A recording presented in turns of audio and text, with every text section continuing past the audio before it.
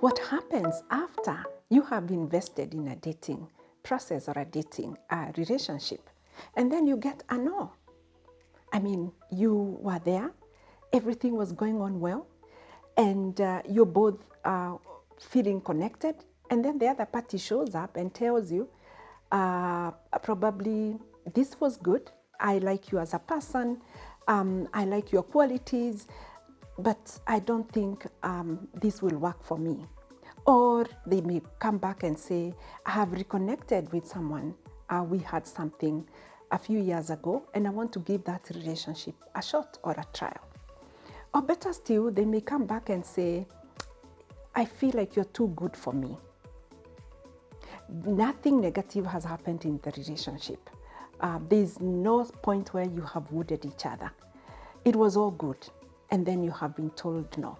What do you do? For many people, in most cases, I have seen in therapy, they internalize it and make it about themselves. They feel they are not worthy of love. They feel they are not good enough. And they get into all this manner of negative coping mechanisms where after investing in this one basket and caring for this person and fantasizing and having dreams about building a future with them, they totally feel shattered.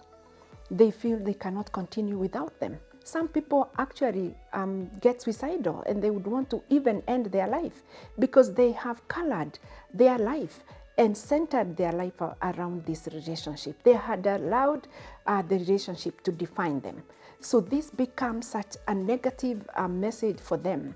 It becomes such a low point for them because remember, relationships always give people these exciting feel-good hormones and endorphins. So a no, which is like a rejection, sort of makes people hit a low or feel like there's something that they are lacking in their lives or in their system. Other people may get into other behaviors like drinking. Others will plug into work and become workaholic. Others will get into religious and church activities, and where they just bury themselves in work, bury themselves in other activities, everything else other than a relationship. And doesn't have to be that way. You are actually going to receive 3 no's or 2 no's and many no's in your life, and it is important that we learn to take no assertively. Be able to sit back and evaluate and assess and ask what actually happened. And because the person said really nothing happened, they felt you felt them, but they didn't want to continue with the relationship, that you are able to respect their choice, because the relationships are about choices. It is not just about that we like each other, that then we should continue with this relationship. If they said no, let us keep it that way. Adjust, accept the emotions that you're feeling and know how to handle them. Manage the negative emotions that you're going through. If you need to seek therapy to process that, please, by all means, seek help. If you want to talk to friends who can help you process that, do that. Get to have conversations with your common friends who would give you feedback on things probably they were observing about this relationship that you could have been ignorant about, and get to learn about yourself so that you don't take the same patterns to another relationship in future. Also take this opportunity after being told no, to take care of yourself. This is the time you love yourself more than before, where you validate yourself, where you build your self-worth, build a positive identity. You know, walk around your space, your house, telling yourself that you're worthy of love, that you're good enough, and you know you will get it at some point. And do not by any means shortchange yourself or isolate yourself. Continue with your hobbies. Go out and seek adventure. Go out and mingle with others. And while at that, you're likely to probably get into another relationship. But do not let the previous relationship color the future relationships, where you go in with an expectation of this relationship turning out the way the other one turned out, where you're so careful, where you're filtering your conversation, your openness, in the fear of being rejected again.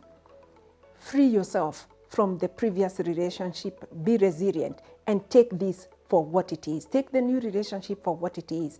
Take the other individual who has come into your life for who they are, not because of how different or similar they may be to the previous relationship you had.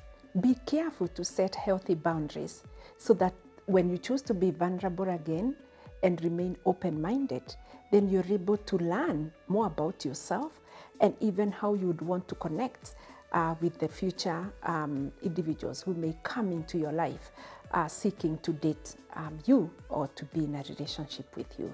Kindly note that rejection is a common phenomenon in dating and happens equally to both men and women. The big question is what you do when it happens. And we have said you need to be resilient, do your self-care, learn from it, bounce back, and date again, and seek out for that person you want to be with and to enjoy a romantic relationship with.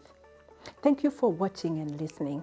Drop us a question and a comment, and we'll be sure to get back to you. Look out for our next episode.